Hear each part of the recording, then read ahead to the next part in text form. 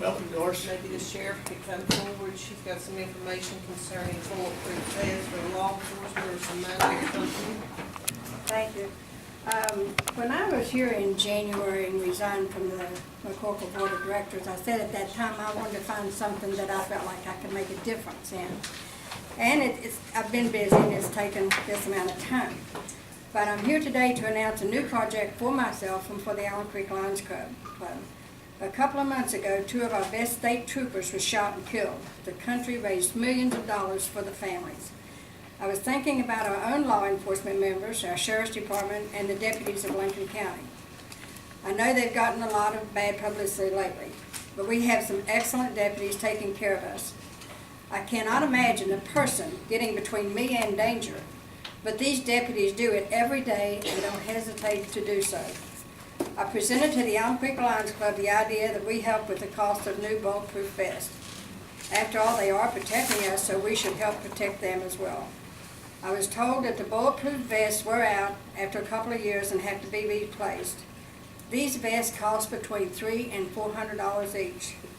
I'm hoping that we can continue to raise money to help the Sheriff's Department defray the cost of these vests. If anyone wants to talk to me about it, I know I'm not allowed to solicit money in this courthouse, but if anyone wants to talk to me about this project, I will listen and I will help them.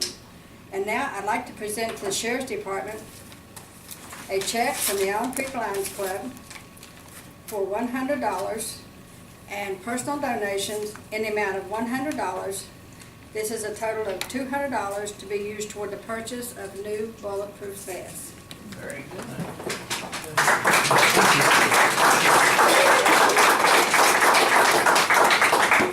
Thank you. We thank you all. Please Well, tell me. hopefully we'll have more of these, and I was going to ask the commission to kind of match it, and I thought, well, maybe I better not, but maybe next time I will.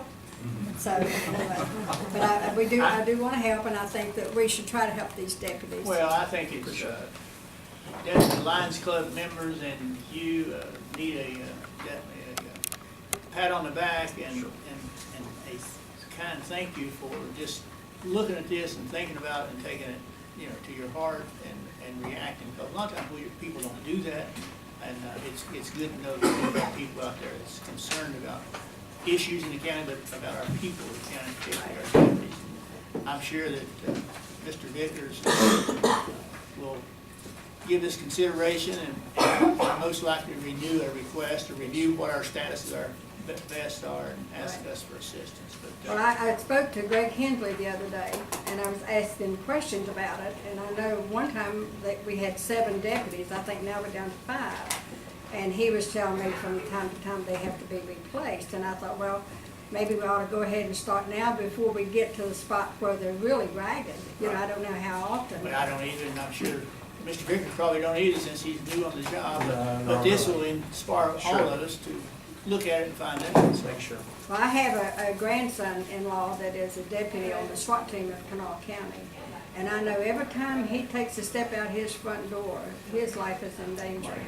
And so I just thought, well, what about our own community? And this is what I was telling the Lions Club.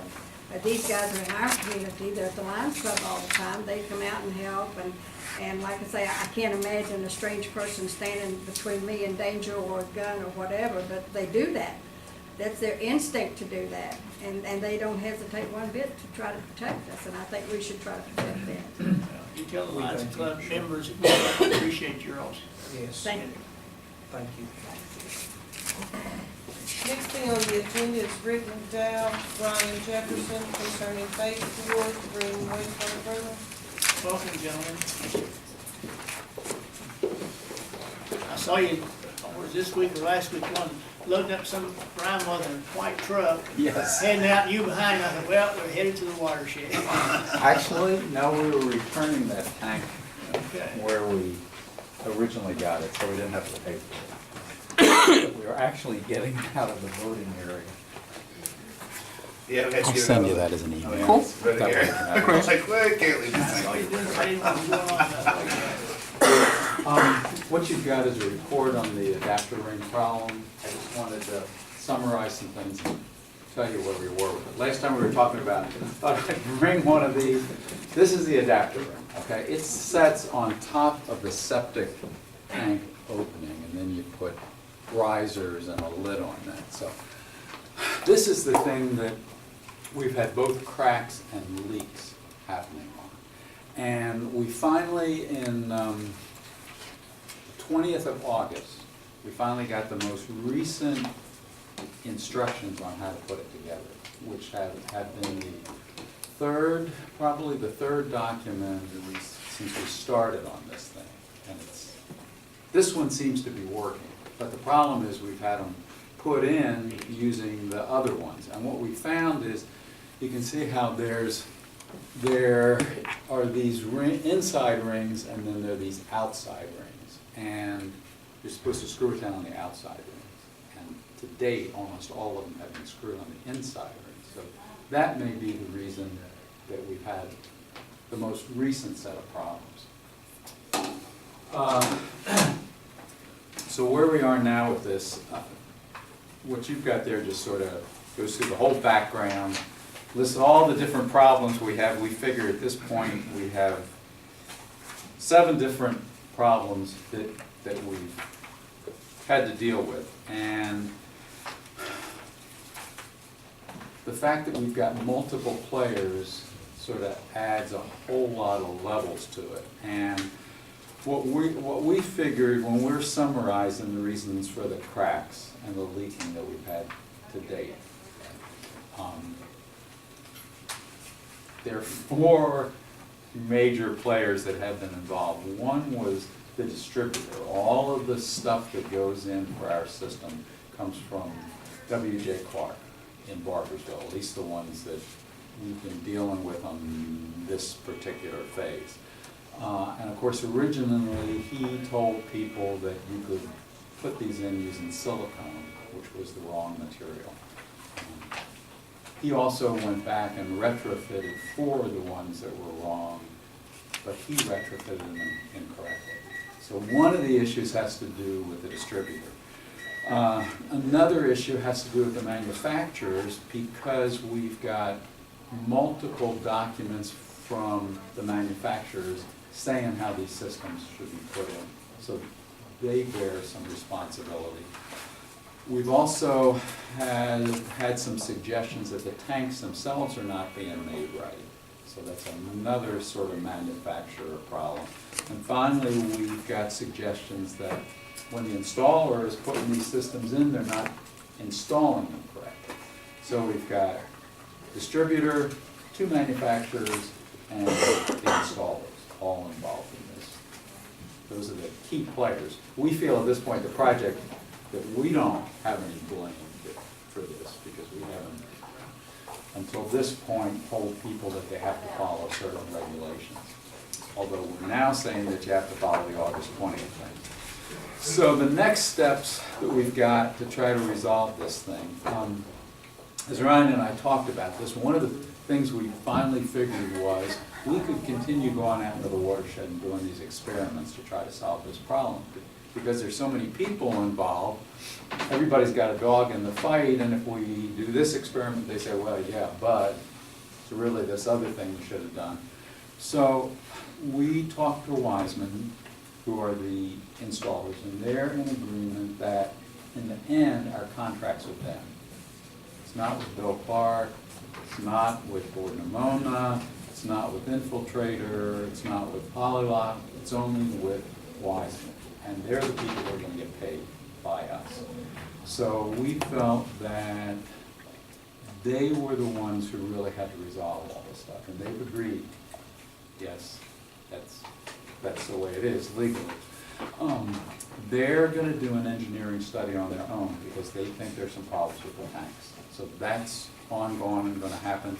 The other thing is, last time we were out with people from Infiltrator, who are the people that make the tanks, they have some ideas to how to retrofit some of these ones that we've had problems with. So they're going to come back into the county and go to one site and retrofit the entire tanks in that system. It would be 4 wood. They're going to go ahead and do that. We're insisting that everybody follow these August 20th guidelines that I think should make a difference, because our one installer, Tim Davis, who is doing a different part of the installation, he started late. He was lucky, because by the time he started, we had the August 20th guidelines. So he's installed using the correct guidelines, and none of his have cracked, and none of his have leaked. So we feel that's a good sign. Yeah. So we're gonna continue monitoring all this, try to get this resolved. The copy of the report that you have has gone to all the manufacturers and all the players involved, as well as the people in the state agencies. So people have a good understanding about what we're up against and what we're Well, I trying think, to do. you know, the commission's fortunate to have you and Ryan out there making sure that happening the way it should be and spending all this money that's getting the job done that should be done. So otherwise it just, if you weren't doing your job so well, then a lot of this would just be the dirt would be covered up and we wouldn't know. Nobody would know. Yes. Yep. And that was one of the, I mean, that was one of our conclusions sort of statewide, what we're learning, and that's exactly right, that how in the world do you ensure when a homeowner puts one of these Yeah. things in, that Spend somebody's big. looking after their interests rather than Right. ours? That money doesn't go to waste. Yeah, it's really, this commission owes you guys, making sure things happen the way they should be. As long as you keep supporting us, we'll keep trying. Yeah, you're doing the job, appreciate it. Thank you.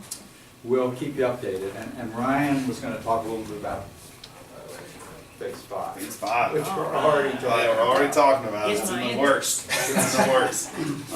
I brought some phase 5 criteria.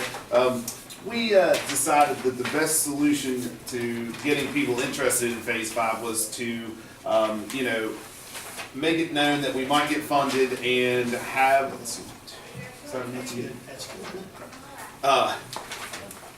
make it so that the community members decided who would be eligible for phase 5 and how you would be eligible for phase 5 through this criteria. So we had 2 community meetings where, you know, I just kind of brought a whiteboard and I said, okay, these are what's required by the state and this is what you guys think should be required, you know, and then we just kind of all voted. We did this kind of, everybody, I think we just did a majority vote if I remember right, and you know, these are the criteria that everybody felt would be important. Number 1, the home must be occupied and lived in as of January 1st, 2011. The homeowners must currently live in the home full time. The home must have a failing system. Now remember, failing system also includes no system at all. So straight pipes into the creek would be a failing system. The home has to be in habitable living condition. You know, there had been some concerns that homes were not in habitable living condition in the past, so that was brought up. The homeowner must join the maintenance association after the 2-year installation maintenance period is complete. So when we put them in, they come with a 2-year free maintenance. So they get inspected. Direct discharge systems get inspected 4 times in that period of time, and then in-ground systems get inspected twice. Only get inspected once a year. Interested parties must sign up before the November 2012 community meeting in order to be eligible for a system. We felt like this was important because the next one includes that they have to attend at least 4 out of 6 meetings before February 18th, 2013 date to be eligible. Our problem has been in the past when we have people show up for 1 or 2 community meetings, then they don't take care of the system like they're supposed to. So we feel like it's important that these people show up to these meetings so they know how to take care of their systems, why it's important to take care of their systems, and just more about the project itself. We don't want somebody showing up to one community meeting and then saying, oh, well, that qualifies me for a system and that means I can go ahead and, you know, get one and not know how to take care of it, or just not concern myself with taking care of it. So we felt like it was important that we made a mandatory amount of meetings be required to come to if you want to be eligible.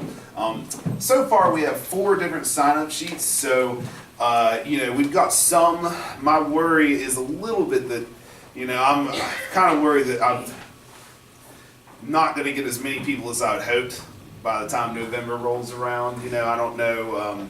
hopefully people coming out of the woodworks here pretty soon. You know, so hopefully we get some more interest. But we've got some interest still going on in the wet fork, and I'd like to try to get, you know, as many systems in there as possible for the next phase. So hopefully we get some more people that come to the meetings and show interest in the project. Let's see, is there anything else? We had a couple of good meetings too. We met with a new technology people called Orenco to discuss the possibility of new technologies being used in the future. Not something that I think is realistically, do I think it could be done in phase 5?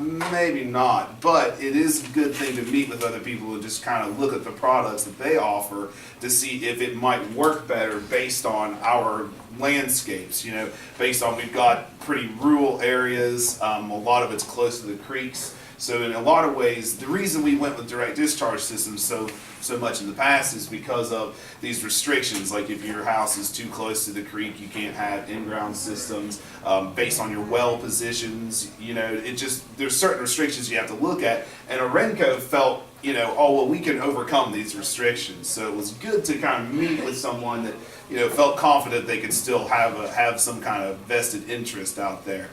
You know, so that's still in the works. We're kind of just talking to them and keeping in contact with them and seeing. You talk about the limitations, don't you? Interrupt Good. this. Is there still that regulation or suggestion or something that you have to have a certain amount of acreage before you can, where a house sits, before you can put in a system, in ground?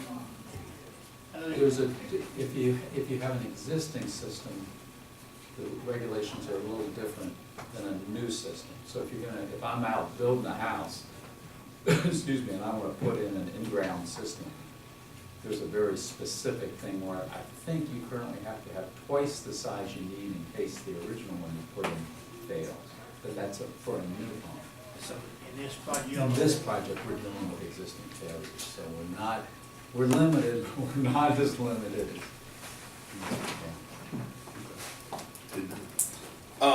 So that's good. I think it's good to kind of talk to as many people as possible about types of new technologies and trying new things out.